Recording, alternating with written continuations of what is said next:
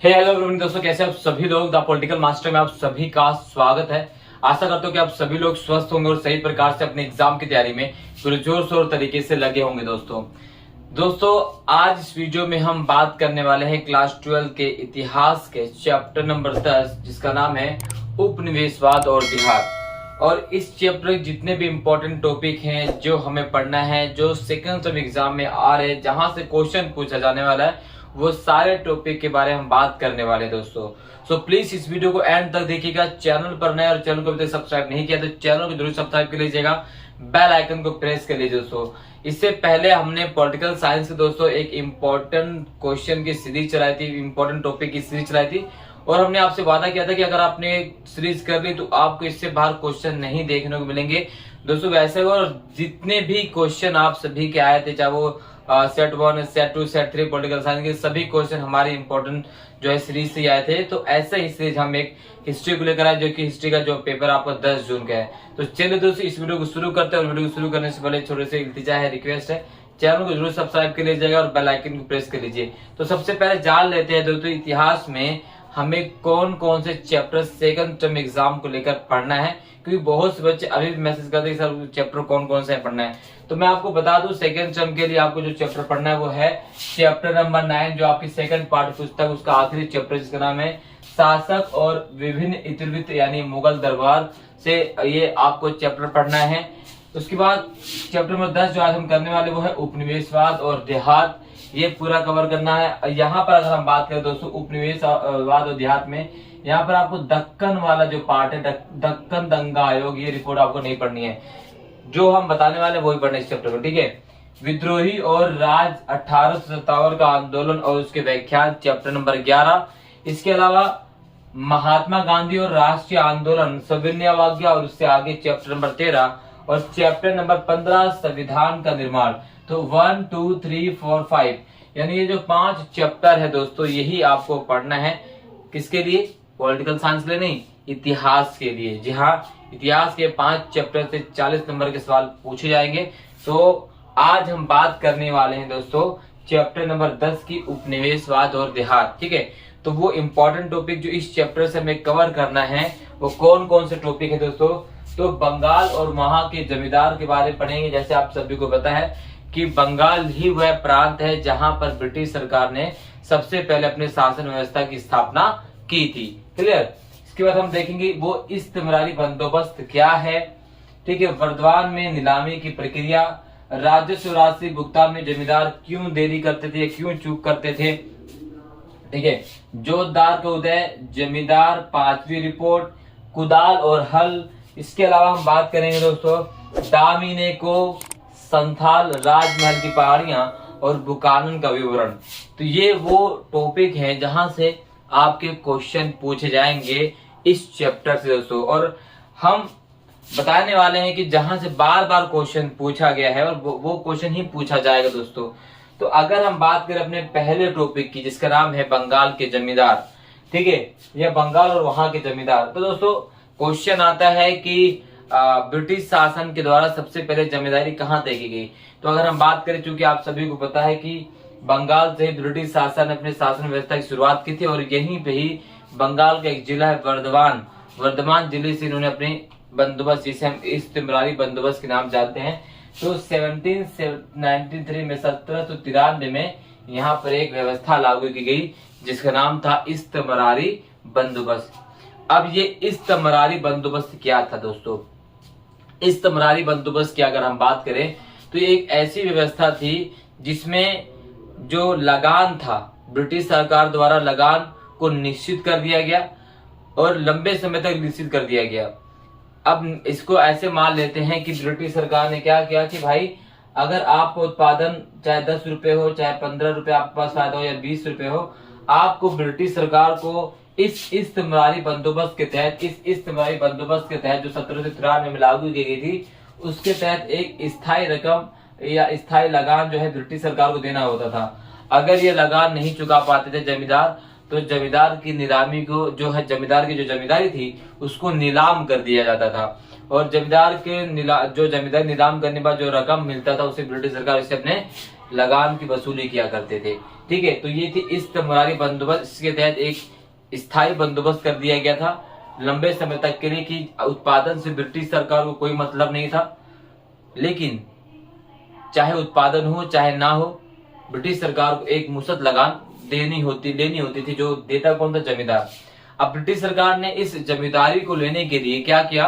British सरकार ने जमींदारी को लेने के लिए ब्रिटिश सरकार द्वारा जो बंगाल के बड़े किसान थे, जमींदार थे, साहूकार थे, जो वहां के राजा थे, उनको जमींदार नियुक्त कर दिया।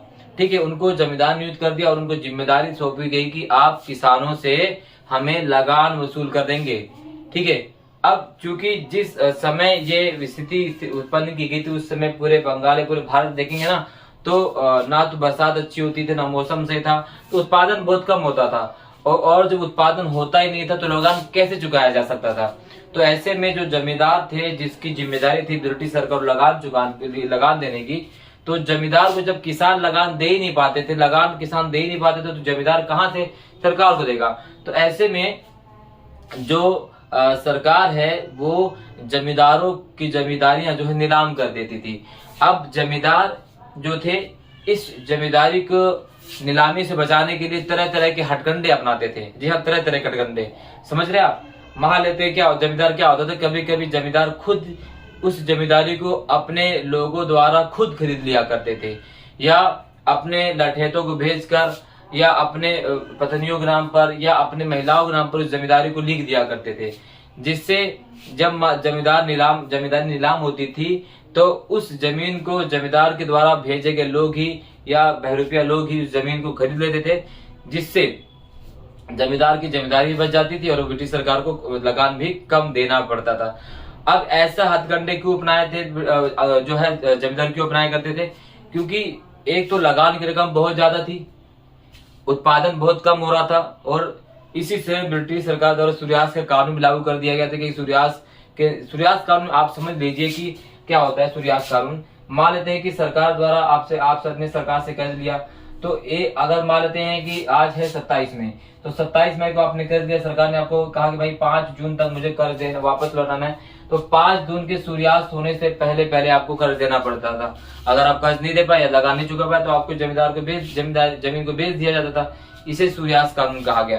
तो कई प्रकार के हथकंडे थे जिसके माध्यम से जो जमींदार वो अपनी जमींदारी से नीलामी की प्रक्रिया से बचते भी थे, और कुछ गांव वाले भी उनकी जमीनों को नीलाम होने से बचाते थे, क्योंकि जमींदार और गांव वालों का कनेक्शन काफी अच्छा था। गांव वाले जमींदार को ही अपना अन्नदाता, अपना सब कुछ समझते थे, क्योंकि वो उसके लंबे समय तक उसके साथ रहा करते थे। बाद में जमींदारों की स्थिति लगातार बदलती रहती है, क्योंकि जमींदारों के स्थान पर एक नए वर्ग का उदय होता है जिन्हें जोतदार कहा जाता था। इसके बारे में हम अलग एक सेपरेट वीडियो बनाएंगे, तमाम इंपॉर्टेंट टॉपिक को अलग अलग देखेंगे दोस्तों। ठीक है, इसके बाद अगर हम बात करें दोस्तों तो क्या होता है जोतदार उदय हो गया। ठीक है, इसके बाद 5वीं रिपोर्ट की अगर हम बात करें, 5वीं रिपोर्ट ये एक ऐसी रिपोर्ट थी जो ब्रिटिश सरकार द्वारा जारी की गई थी, या ब्रिटिश महकमे द्वारा जारी की गई थी। तो इस रिपोर्ट से क्वेश्चन बहुत बार पूछा था, यानी अब तक ब्रिटिश सरकार ने ब्रिटिश ईस्ट इंडिया कंपनी को लेकर जो रिपोर्ट जारी की थी उस रिपोर्ट की 5वीं रिपोर्ट थी, इसलिए से 5वीं रिपोर्ट के नाम से भी जाना जाता है। और इस रिपोर्ट के जारी होने के बाद पूरी तरह से खलबली मच गई थी। इस रिपोर्ट में ब्रिटिश ईस्ट इंडिया कंपनी को बहुत ज्यादा खराब बताया गया। ये सारी चीजें हम एक एक करके जानेंगे, क्योंकि अभी हमारे पास वक्त है दोस्तों, और मैं आपके लिए छोटी छोटी वीडियो में हर इंपॉर्टेंट टॉपिक कर रहा हूँ, जिससे आपको आसानी भी हो जाएगी और आपको चैप्टर जो है कंप्लीट समझ में आ जाएगा, और आसानी से जिस तरह से जैसे भी क्वेश्चन पूछेगा वो क्वेश्चन आपको पता भी चल जाएगा। और आपको करना कुछ नहीं, बस जैसे जैसे दोस्तों मैं आपको बढ़ाऊंगा बस वो चीज आपको समझ लेनी, क्योंकि यहाँ पर हटाया नहीं जाएगा, समझाया जाएगा। और एक बार आपने टॉपिक को समझ लिया तो उस टॉपिक से आपका कोई भी क्वेश्चन किसी प्रकार से पूछा जाएगा, उस क्वेश्चन का आप आराम से उत्तर दे सकते हैं।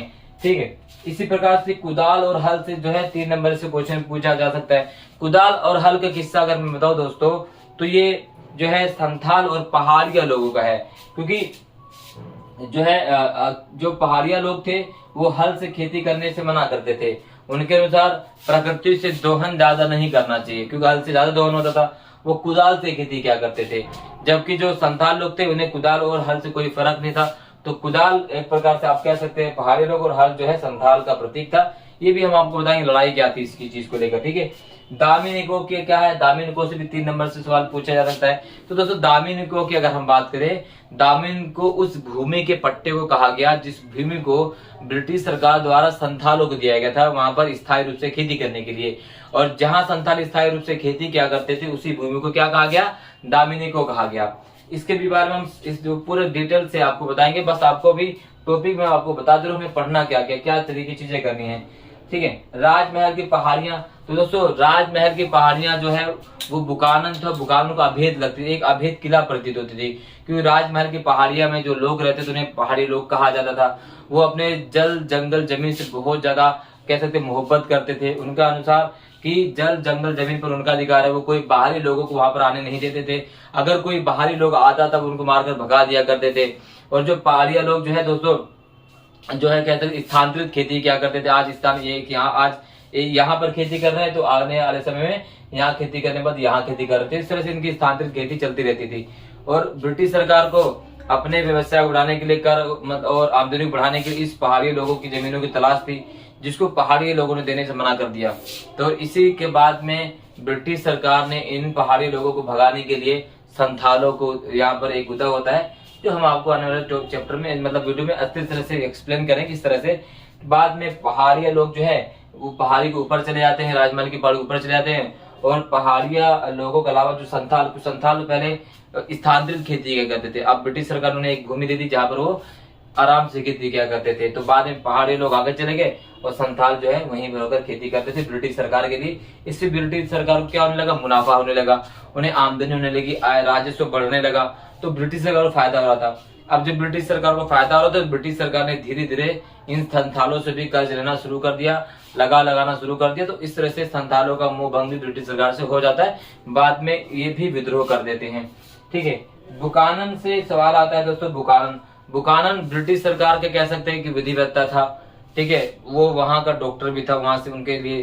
तो बुकानन जो है पूरी तरीके से राजमहल की पहाड़ियों पर रिसर्च कर रहा था। उनका मानना था कि अगर यहाँ पर खेती की जाएगी तो बहुत ज्यादा पैदावार होगा और इससे ब्रिटिश सरकार की जो आय में वृद्धि होगी। और बुकानन जहां जहां भी गया वहां पर पहाड़िया लोगों का जो व्यवहार उसने क्या पाया था, शत्रुतापूर्ण पाया था। क्योंकि मैंने आपको बताया कि जो पहाड़िया लोग थे वो अपने पहाड़ पर किसी और लोगों को आने से क्या करते थे, उनसे नफरत करते थे, उनसे डरते थे। उनका मानना था कि इनकी भूमि को जब्त कर लेंगे। कोई भी व्यक्ति आता था तो पहाड़िया लोगों को मानना था कि ब्रिटिश सरकार के व्यक्ति है। तो इस तरह से ये सारे टॉपिक से आपके क्वेश्चन पूछे जाएंगे उपनिवेशवाद और देहात से। इसके अलावा कोई भी क्वेश्चन नहीं आएगा दोस्तों। क्वेश्चन पूछा जा सकता है कि जोतदार और जमींदार जो है वो इतने आगे क्यों बढ़ गए, जमींदार की स्थिति कमजोर क्यों हो गई, ठीक है। राजमहल की पहाड़ियां क्या हैं, पहाड़ी और संथाल में अंतर क्या है, दामिन एक को क्या है, कुदाल और हल में अंतर क्या है, अधिकतर जो जमींदार अपनी जमींदारी को नीलाम होने से बचाने के लिए क्या क्या करते थे, क्या, ठीक है। इस्तेमारी बंदोबस्त क्या है, जमींदारी नीलाम क्यों कर दी जाती थी।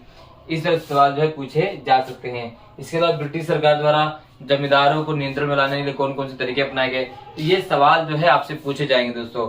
सो आज इस वीडियो में बस इतना ही दोस्तों। मैं आपको समझा रहा था कि हमें किस किस टॉपिक पर बात करनी है। वीडियो अच्छी लगे तो लाइक जरूर कीजिएगा। चैनल पर नया और चैनल को अभी तक सब्सक्राइब नहीं किया तो चैनल को जरूर सब्सक्राइब कर लीजिएगा, बेल आइकन को प्रेस कर लीजिए, क्योंकि हमारे चैनल द पॉलिटिकल मास्टर पर दोस्तों इंपॉर्टेंट क्वेश्चन की सीरीज जो हमने पॉलिटिकल साइंस के लिए चलाई थी, हिस्ट्री के लिए चला रहे हैं, और यहीं से सारा क्वेश्चन है, गारंटी से करें दोस्तों, लिख कर रख लीजिए। इससे बाहर क्वेश्चन है जो मैं आपको पढ़ाने वाला हूँ। बहुत बहुत धन्यवाद दोस्तों वीडियो देखने के लिए। जय हिंद।